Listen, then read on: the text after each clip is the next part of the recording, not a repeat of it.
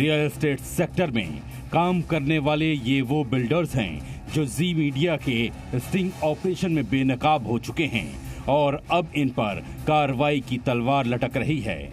इन builders के projects में काले धन का खेल चल रहा है और इसके एक एक फॉर्मूले को जी मीडिया के खुफिया कैमरे ने कैद किया है।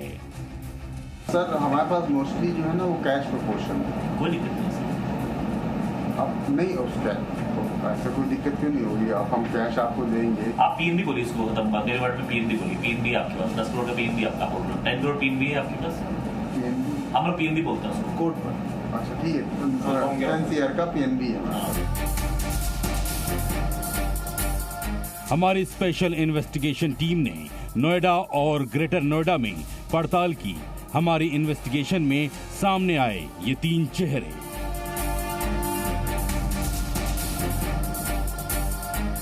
रियल एस्टेट सेक्टर के ये वो बड़े नाम हैं जो अरबों रुपयों का काला धन लेकर प्रॉपर्टी बेचने को तैयार थे और इनकी हर एक बात को खुफिया कैमरे में रिकॉर्ड किया गया है। जी मीडिया ने एक जिम्मेदार मीडिया हाउस होने के नाते अपना कर्तव्य निभाया।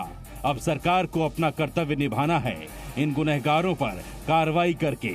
जी मीडिया ने इसके लिए उत्तर प्रदेश सरकार से बात की और उन्होंने कड़ाई के साथ कहा कि ऐसे गुनहगार बख्शे नहीं जाएंगे।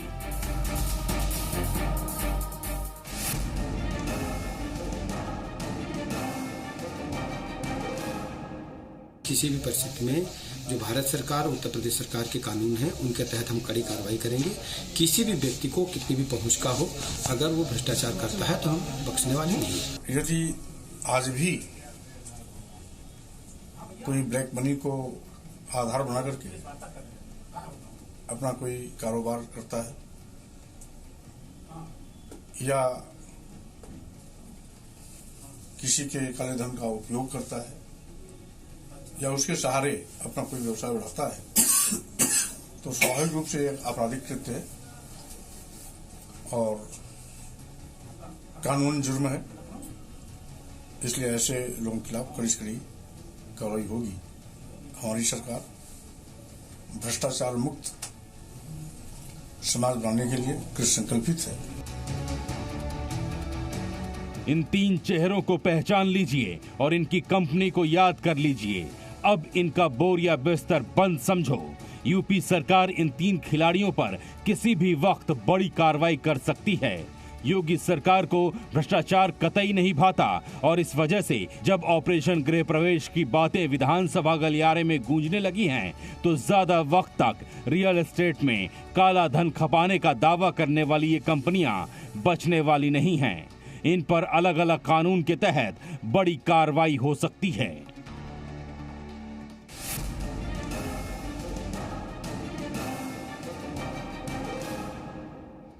इतना ही नहीं, अब ये मामला संसद तक पहुंच चुका है। गौर ग्रुप, MMR बिल्डर्स और इन्वेस्टर्स क्लिनिक जिस तरह से गंदी रकम को खरीद फरोख्त में इस्तेमाल कर रहा है वो अब सांसदों के संज्ञान में भी है और सांसदों के मुताबिक ऐसे किसी भी गंदे धंधे में शामिल बिल्डर्स पर कानून के तहत एक्शन होना चाहिए।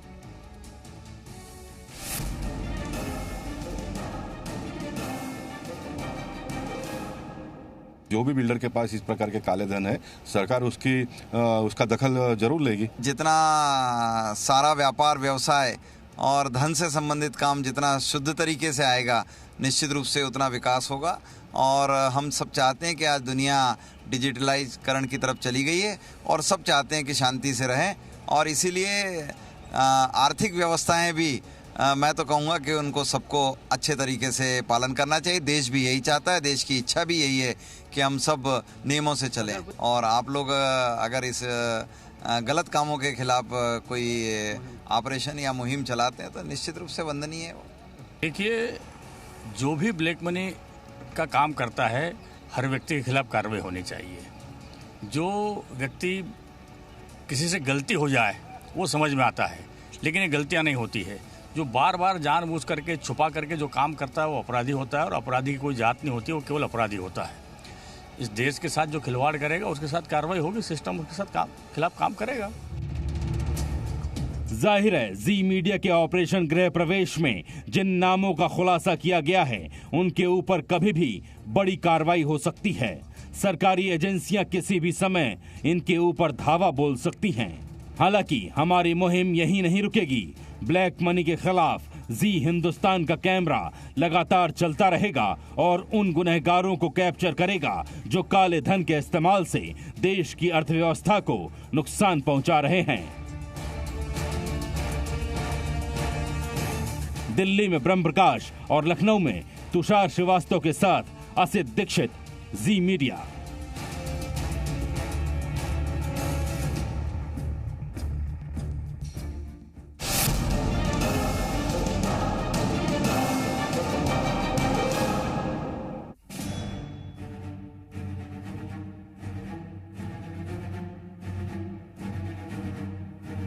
ऐसा नहीं है कि जी मीडिया की पड़ताल यहीं तक थी कि हमने स्टिंग ऑपरेशन के जरिए उन बिल्डर्स को कैमरे में कैद किया जो कानून को झांसा देकर अपने प्रोजेक्ट्स में काला धन खपाने का काम कर रहे हैं। जी मीडिया के अंडरकवर रिपोर्टर्स ने अपने काम को अंजाम दिया, लेकिन हमारे स्पेशल इन्वेस्टिगेशन टीम की अपनी पड़ताल जारी है और इसी कड़ी में हमारे रिपोर्टर सुमित कुमार ने रुख किया नोएडा एक्सटेंशन का।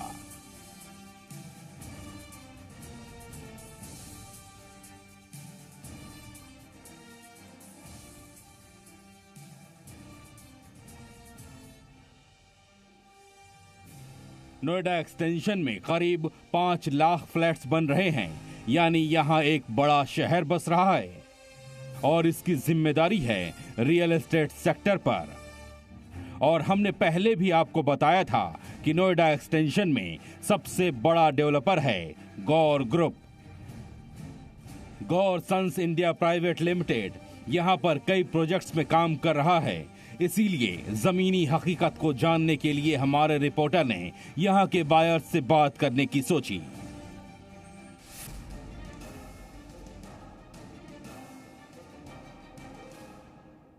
मैं सबसे पहले जी मीडिया के सदस्यों का जिन्होंने स्टिंग ऑपरेशन किया है उनको थैंक यू कहना, सराहना करना चाहूंगा। अब हम आपको ऐसे लोगों से मिलाने जा रहे हैं जो बिल्डर्स के धोखे में आकर कैश में उनको रकम का भुगतान किया, लेकिन बाद में वो ठगे महसूस करने लगे।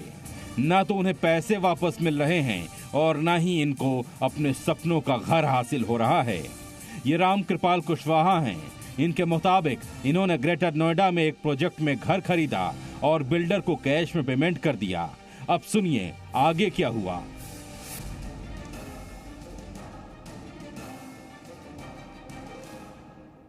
हाँ, ऑन पेपर डील कोर्ट मानता है, लेकिन जो पैसा बिल्डर ने कैश में लिया है, कैश में मांगा हुआ है, वो पैसा कहाँ जाएगा? बिल्डर ने तो लिया है, बायर ने भी दिया है, बायर की उसकी रिसिप्ट भी दिखा रहा है, लेकिन कोर्ट कह रहा हम नहीं मानने वाले हैं, हम तो बैंक के थ्रू जो पैसा लिया वो मुझे दिखाइए। तो अल्टीमेटली यहाँ पे मरा कौन? मरे तो हम जैसे बायर ही हैं जो कोर्ट में केस भी लड़ रहे हैं और अपना पैसा भी मिलने की उम्मीद नहीं है। फ्लैट तो भगवान ही जाने कब मिलेगा कब नहीं मिलेगा। तो ये जो स्टिंग ऑपरेशन और ब्लैक मनी है, ये ऑपरेशन और बढ़ने चाहिए, ज्यादा से ज्यादा बिल्डर्स के स्टिंग ऑपरेशन होने चाहिए, सो दैट ये ब्लैक मनी जो लिया जा रहा है ये रोका जा सके।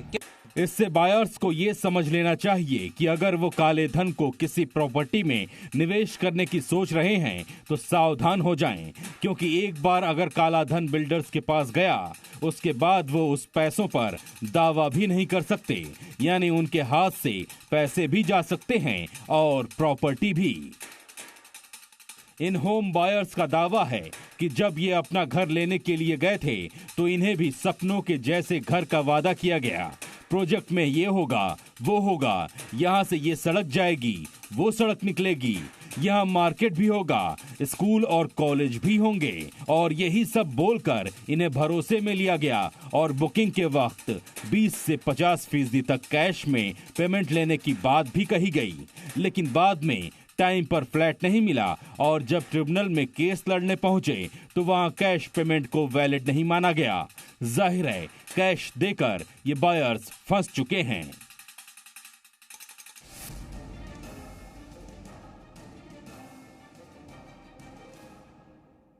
आप रेजिडेंशियल प्रोजेक्ट में तो फिर भी ठीक है कि बायर 20% या 50% उनको कैश दिया है। जहां पर कॉमर्शियल प्रोजेक्ट है, सबसे ज्यादा धोखाधड़ी जो हुई है वो कॉमर्शियल प्रोजेक्ट में है। आप जितने कॉमर्शियल प्रोजेक्ट आप देखेंगे सारे आज फंसे हुए हैं। रेजिडेंशियल प्रोजेक्ट तो फिर भी हैंड ओवर हो रहे हैं, लेकिन कॉमर्शियल प्रोजेक्ट में जो पैसे कैश में लिए हुए हैं वो तो बिल्कुल नंबर 2 के पैसे हैं, तो वो तो लेके डकार गए कॉमर्शियल, क्योंकि वो कहीं कोर्ट भी नहीं जा सकते और कहीं बोल भी नहीं सकते कोई। लेकिन आज जो बिल्डर्स काला काम कर रहे हैं वो काफी शुरुआत से ही किया जाता रहा है, और इसीलिए मोदी सरकार ने साल 2014 में केंद्र में आने के साथ ही कई ऐसे नियम बनाए, कानून बनाए, ताकि रियल एस्टेट सेक्टर को साफ सुथरा बनाया जा सके और ऐसा बनाया जा सके कि बायर और बिल्डर एक दूसरे पर भरोसा कर पाएं, क्योंकि एक इंसान अपने जीवन भर की कमाई अपने घर में लगा देता है।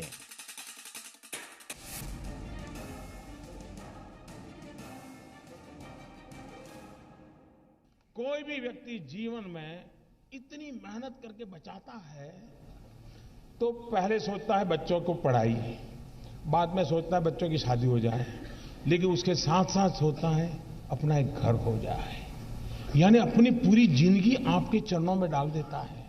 और उसमें जब धोखा होता है, धोखा एक करता है, मुसीबत 100 को झेलनी पड़ती है। पीएम मोदी ने कई बार समझाया, लेकिन रियल एस्टेट सेक्टर के कुछ खिलाड़ी 420 हैं जो सुधरने का नाम नहीं ले रहे हैं। अब इन पर एक्शन की बारी है। आगे आप एक और चौंकाने वाला खुलासा सुनिए। गौर सिटी में कैश खपाने का खेल हमने साबित कर दिया था। अब एक चश्मदीद से सुनिए कि किस तरह से काला धन लेने के लिए गौर ग्रुप बायर्स को प्रेरित करता है और इसके लिए वो बाकायदा प्लान बनाता है।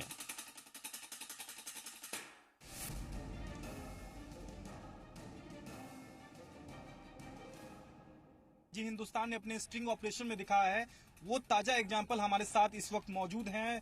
जो बायर्स हैं, जब उन्होंने गौर सिटी में फ्लैट बुक करने के लिए गए थे तो उन्हें भी ब्लैक मनी और व्हाइट मनी का जो है एक तरह से ये समीकरण बताया गया था। उन्होंने यही ऑफर रखा था कि अगर आप में ब्लैक मनी अगर आप कैश पेमेंट करते हैं तो आपको हम ये ऑफर देंगे, आपको इतना डिस्काउंट कर देंगे, और अगर आप व्हाइट पे ले रहे हो बाकायदा 100% व्हाइट पे तो आपको इतने का पड़ेगा। तो ब्लैक में क्या इनकी एक MRP होती थी और एक कैश की सेल प्राइस होती थी।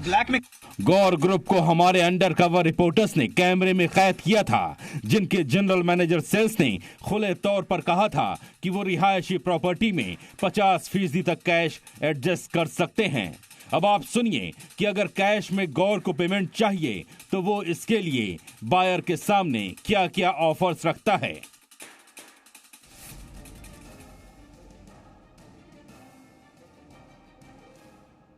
में तो उन्होंने सब कुछ दे दिया था कि हम आपको सब कुछ रेडी टू करके देंगे, आपको ये देंगे वो देंगे, और साथ में स्पेशल 20% डिस्काउंट पे भी ऑफर कर रहे थे। तो हमने कहा नहीं, हमें तो पूरा लोन कराना है, हम करेंगे तो हमें कितना पड़ेगा, तो हमको तो और ऑलरेडी 20% और मोर ही पड़ा। जी मीडिया के इन्वेस्टिगेशन में यह साफ हो गया था कि गौर सिटी में ब्लैक मनी को खपाया जा रहा है और इसके लिए बिल्डर्स के पास कई प्लान्स हैं। और गौर सन्स इंडिया प्राइवेट लिमिटेड के हेड ऑफिस में भी जी मीडिया के अंडरकवर रिपोर्टर ने अपनी इन्वेस्टिगेशन में पाया था कि ये बिल्डर रेजिडेंशियल और कमर्शियल दोनों प्रोजेक्ट्स में ब्लैक मनी लेकर प्रॉपर्टी बेच रहा है। लेकिन जब इस पड़ताल को हमने आगे बढ़ाया तो बायर्स ने कुछ और खुलासे किए। चश्मदीद के मुताबिक गौर ग्रुप 100% तक कैश लेने को तैयार था और उसके लिए वो बाकायदा डिस्काउंट भी ऑफर कर रहा था।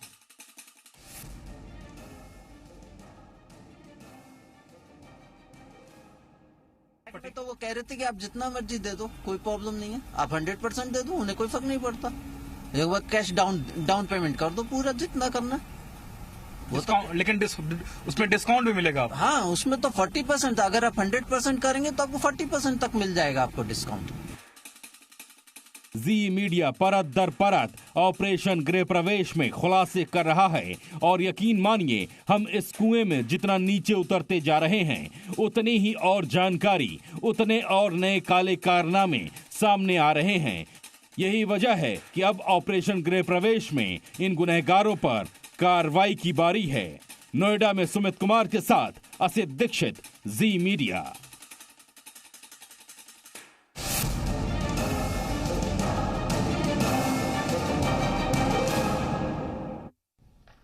साथियों, केंद्र सरकार रियल एस्टेट सेक्टर में एक सार्थक बदलाव के लिए बीते 4.5 वर्षों के निरंतर कोशिश कर रही है। ईज ऑफ डूइंग बिजनेस सुनिश्चित करने के साथ साथ कुछ गलत परंपराओं को रोकने के लिए अनेक प्रयास किए गए हैं।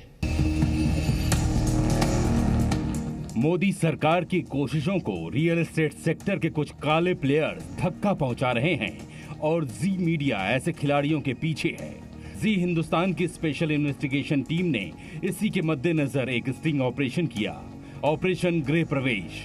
और इस ऑपरेशन में हमारे अंडर कवर रिपोर्टर्स ने नोएडा और ग्रेटर नोएडा के तमाम प्रोजेक्ट्स चला रहे बिल्डर्स को एक्सपोज किया और साथ ही देश की सबसे बड़ी ब्रोकर कंपनी इन्वेस्टर्स क्लिनिक को भी बेनकाब कर दिया।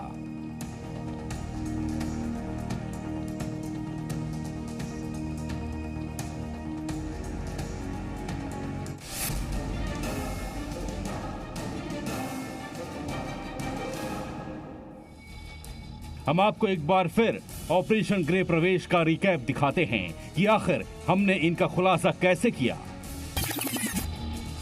सबसे पहले हमारे अंडर कवर रिपोर्टर्स ने इसकी शुरुआत की। हमने अपनी इन्वेस्टिगेशन की शुरुआत की रियल एस्टेट के जड़ों से, यानी उन डीलर्स या एजेंट से जो रियल एस्टेट सेक्टर में कोई भी प्रॉपर्टी बेचने या खरीदने की पहली कड़ी होते हैं। सबसे पहले हम मिले गौर सिटी प्रोजेक्ट में एक एजेंट से, नाम जितेंद्र गुप्ता। शुरुआत में ये एजेंट खुद को इन्वेस्टर्स क्लिनिक का एसोसिएट बता रहा था, लेकिन उसकी बातों से लगा कि ये उसका भी एक चैनल पार्टनर है।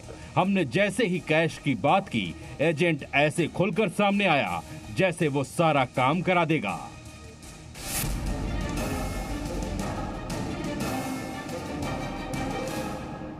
अच्छा, फुल तो हो नहीं सकता, बट मैं आगे बात कर लेता हूँ। 50 के आसपास तो 50 के आसपास मैं बात कर लेता हूँ। 50% आपका रिटर्न में आ जाएगा। देखिए कि हाँ भाई इस तरह से दिया गया है। मतलब 50% ब्लैक, ये कहना चाह रहा हूँ 50%।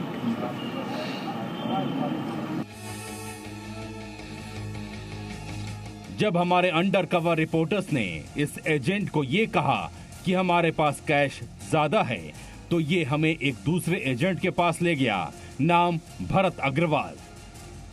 इसका दावा था कि ये होम एंड सोल इंफ्रास्ट्रक्चर की ओर से है।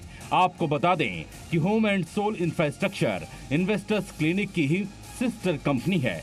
इस एजेंट ने बताया कि कमर्शियल में सबसे ज्यादा कैश खप सकता है और इसकी बिल्डर्स के साथ सेटिंग है और ये कहीं भी ब्लैक मनी इन्वेस्ट करा सकता है।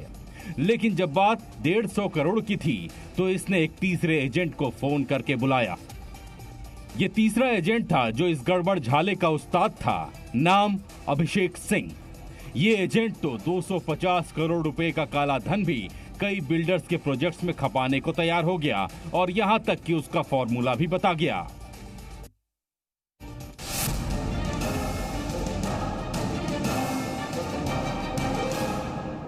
मैं कहता हूँ तो इस साइड पे 235 करोड़ रुपए लगने हैं और कंस्ट्रक्शन का सारा पैसा कैश जाता है, बिल्डिंग तो बनते हैं, ठीक है ना। तो सारा पैंतरा समझने के बाद हमने बिल्डर्स को चेक किया। पहले नोएडा सेक्टर 52 में MMR के 52nd एवेन्यू प्रोजेक्ट पर गए और यहां सीनियर मैनेजर अजित पांडे से मिले। ये तो जितना कहो उतना काला धन खपाने को तैयार थे।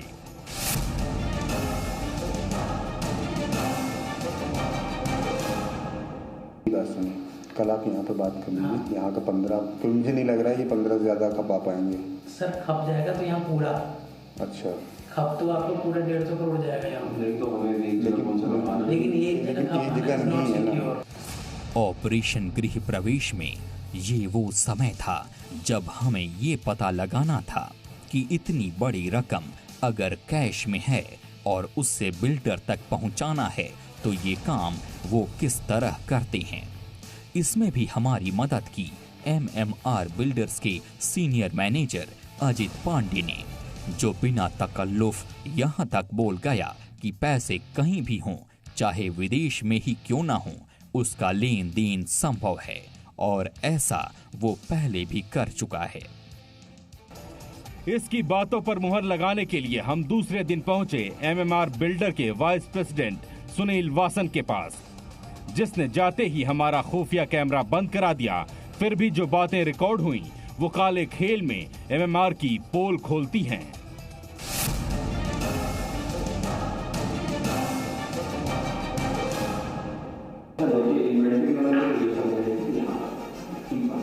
अगर आपके पास अवेलेबल है तो ठीक है, उस पर हम बात करेंगे, नहीं है तो कुछ और देखेंगे, हम उसके हिसाब से फिर आगे बात होगी। अब तो 30 की इन्वेस्टमेंट होती है, तो इसमें से आप वो सारी कैसे की इन्वेस्टमेंट सर देखिए, तो फिर बोल रहा हूँ कि कितना हम शो कर सकते हैं वो आप हमें गाइड करेंगे, क्योंकि हम आपके अकॉर्डिंग अलग बजट है 30 का। 30 तो सर हमारी 30 तो पक्का कितना है, कच्चा कितना है सर? ये इसमें से 30 का 30 कच्चा ही है। अगर पक्का वाला जो चाहिए उसका हम एक्स्ट्रा करेंगे। कितना पक्का कर सकते हैं? 20 के अराउंड होती है। ठीक है। एमएमआर की पोल खोलने के बाद हम पहुंचे गौर सिटी। वहां असिस्टेंट मैनेजर विजय बहादुर से मुलाकात हुई। विजय बहादुर 30% से ज्यादा काला कैश खपाने के लिए परमिशन की बात कर रहा था, लिहाजा हमने गौर ग्रुप के हेड ऑफिस का रुख किया और वहां हमारी मुलाकात हुई गौर ग्रुप के जनरल मैनेजर आलोक श्रीवास्तव से, जो 60% तक अवैध कैश खपाने को तैयार थे। ये ऑप्शन भी है, ये 50-50 वाला ऑप्शन हो गया, इसमें तो 40-60 वाला, हाँ कमर्शियल है। गौर बिल्डर्स के काले चेहरे को कैमरे में कैद करने के बाद हमने देश की सबसे बड़ी real estate company investors clinic का रुख किया और यहाँ तो हमें वाइस प्रेसिडेंट मोहित मित्तल ने वो बातें बताई जिस पर यकीन करना मुश्किल था। बड़े बड़े काले कारोबारियों का पोर्टफोलियो संभालने का दावा करने वाली इस कंपनी ने हमें कई बिल्डर्स के तमाम प्रोजेक्ट्स में करोड़ों को काला धन खपाने का ऑफर दिया और ऐसी स्कीम भी सुनाई जिसमें हमें काले धन पर ब्याज भी मिलेगा। प्रॉपर्टी कीमत है 4 करोड़ रुपया, आप 2 करोड़ दोगे मुझे, उस 2 करोड़ का मैं आपको 2 साल बाद आपका ऑप्शन होगा क्या तो कंटिन्यू करना, कंटिन्यू कर लो दुकान, अदरवाइज बायबैक कर लो। बायबैक में आपको मैं इस पर 24% दे दूंगा और 2 करोड़ 24% ले सकता हूँ 2 साल बाद। 2 करोड़ आप वही कैसे लेंगे? ठीक, प्रॉपर्टी कीमत है 4 करोड़ रुपया, ठीक है, आपने 2 करोड़ दिया मुझे, ठीक है, इस 2 करोड़ को मैं वापस आप मुझसे पैसा ले लो, 2 करोड़ रुपया। मैं वही जानना चाह रहा हूँ, 2 करोड़ कैश में दिया, कुछ भी फॉर्म। इसके अलावा हम कुछ और बिल्डर्स के पास गए थे, उनकी भी मंशा ऐसी लग रही थी कि वो भी काले कैश पर प्रॉपर्टी बेचते हैं, लेकिन उन्होंने इस बात को हमारे अंडर कवर रिपोर्टर्स के सामने कबूल नहीं किया। लिहाजा एक जिम्मेदार मीडिया हाउस होने के नाते हमने उनका नाम कहीं नहीं लिया। लेकिन यकीन मानिए जी मीडिया की मुहिम जारी है और ऐसे बिल्डर्स सावधान हो जाएं जो काले कारोबार का हिस्सा हैं, क्योंकि जी मीडिया का कैमरा सब कुछ देख रहा है। असित दीक्षित, जी मीडिया।